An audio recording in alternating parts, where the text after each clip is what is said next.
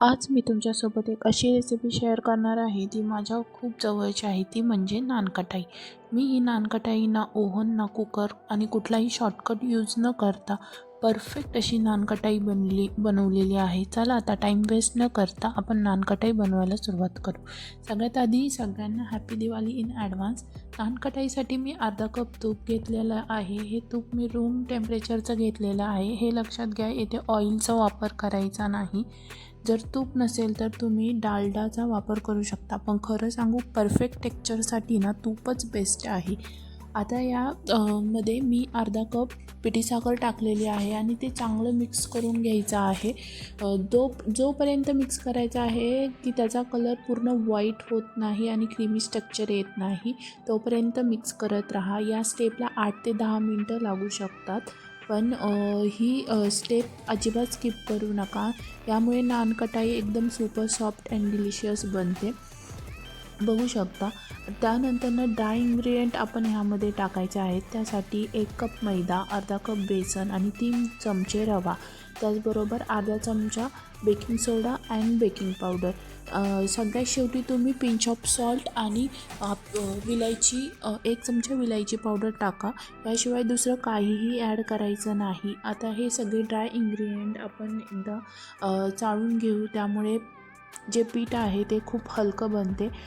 आता सगळं मिक्सर एका हलक्या हाताने एकत्र करून घेऊ। इथे एक गोष्ट लक्षात ठेवा की आपल्याला कणिक जसं मळतो तशी मळायची नाही आहे। बस हे सगळे ड्राय इन्ग्रेडियंट हे वेट इन्ग्रेडियंटमध्ये मिक्स करायचं आहे।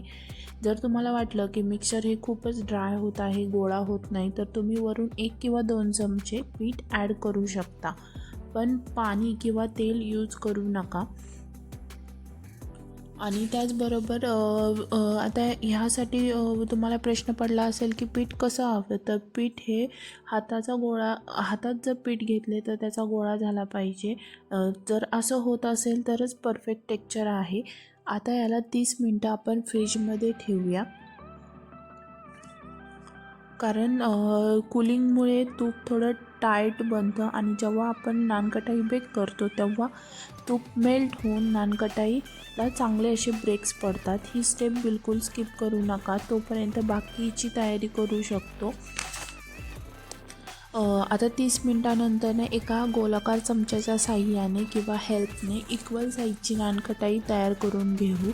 आता येथे शेप देताना काही लोक नानकटाईला प्रेस करतात, त्यामुळे काय होतं की त्याला क्रॅक्स पडत नाहीत आणि नानकटाई खूप हार्ड होते। जर ओव्हनमध्ये करत असाल तर त्यामध्ये एवढा काय प्रॉब्लेम होत नाही, पण कढाईमध्ये बेक करत असताना तुम्ही गोलाकार शेपमध्येच नानकटाई ठेवा। एक एक गोळा तयार करून बटर पेपरवर ठेवून कढाईमध्ये 10 ते 8 मिनटासाठी बेक करायचे। कढाईमध्ये 8 ते 10 मिनटात नानकटाई तयार होऊन जाते। काढल्या लगेच टच करू नका, ते सेट व्हायला थोडा टाईम घेतं। बघा, तयार आहे आपली सुरेख, खुसखुशीत आणि मेल्ट इन माउथ ही नानकटाई। ही नानकटाई तुम्हाला कशी वाटली ही नक्की कमेंट डाऊन करा आणि ह्या दिवाळीसाठी नक्की बनवा। तुम्हाला ही रेसिपी कशी वाटली ही नक्की कमेंट करून सांगा आणि अशाच नवीन रेसिपीसाठी आपलं चॅनल फॉलो करा। तसेच